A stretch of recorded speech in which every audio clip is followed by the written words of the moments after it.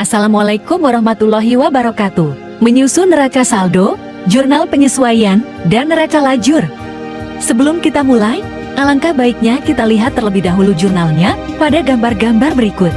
Neraca saldo dan jurnal penyesuaian. Neraca lajur.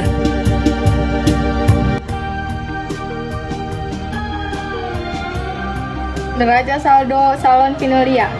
Jika ingin membuat jurnal penyesuaian, setiap perusahaan ada yang namanya tutup buku.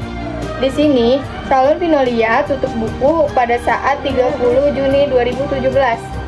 Dan jika saat sudah ganti bulan, akun-akun ini harus disesuaikan kembali. Data penyesuaian saat 30 Juni 2017 sebagai berikut. Yang pertama, ini yang perlu disesuaikan adalah akun piutang tak tertagih, yaitu 2% sebesar 2.340.000. Yang kedua, ada tagihan sebesar 200.000 supaya dihapuskan karena nasabah bangkrut atau bisa dibilang sebagai beban kerugian piutang. Yang ketiga, iklan dibayar di muka untuk 10 kali penerbitan, namun baru diterbitkan 6 kali, maka 48 juta rupiah dikali sebanyak 6 kali. Yang keempat, perlengkapan salon yang masih ada yaitu 34 juta rupiah, lalu perlengkapan yang terdapat dalam neraca saldo yang dikurangi dengan perlengkapan yang masih ada. Yang kelima, peralatan yang disusutkan 10% setiap tahun. Yang keenam, gedung disusutkan 5% setiap tahun. Yang ketujuh, ada beban asuransi untuk 1 tahun dibayar 1 Maret 2016 untuk 1 tahun. Yang kedelapan, masih harus dibayar gaji Rp4.800.000 dan listrik, air, dan telepon Rp1.600.000. Seperti yang sudah dijelaskan melakukan sebelumnya, maka ditulis dalam jurnal penyesuaian seperti berikut. Pertama, piutang tak tertagih 2%, maka disusun dalam jurnal penyesuaian adalah beban kerugian piutang pada cadangan kerugian piutang yaitu sebesar Rp2.340.000. Kedua, beban kerugian piutang pada piutang dagang yakni Rp200.000. Ketiga, iklan sekali diterbitkan 48 juta dikali sebanyak 6 yang sudah diterbitkan, yakni beban iklan pada iklan dibayar di muka. Keempat, perlengkapan salon pada neraca saldo sebesar Rp49.400.000 dikurangi dengan perlengkapan salon yang masih ada 34 juta, maka ditulis beban perlengkapan pada perlengkapan Rp15.400.000. Selanjutnya akan dijelaskan oleh Tio.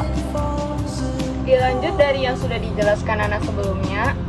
Yang kelima, ada peralatan yang disusutkan 10% setiap tahun ditulis sebagai beban penyusutan peralatan pada akun penyusutan peralatan 41.200 juta.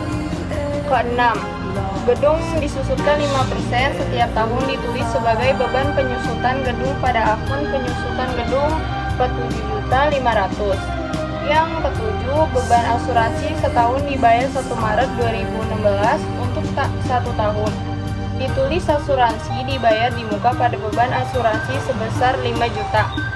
Terakhir, ada beban yang masih harus dibayar ditulis beban gaji pada utang gaji sebesar 4.800.000. Lalu beban listrik, air, telepon pada utang dagang yaitu 1.600.000.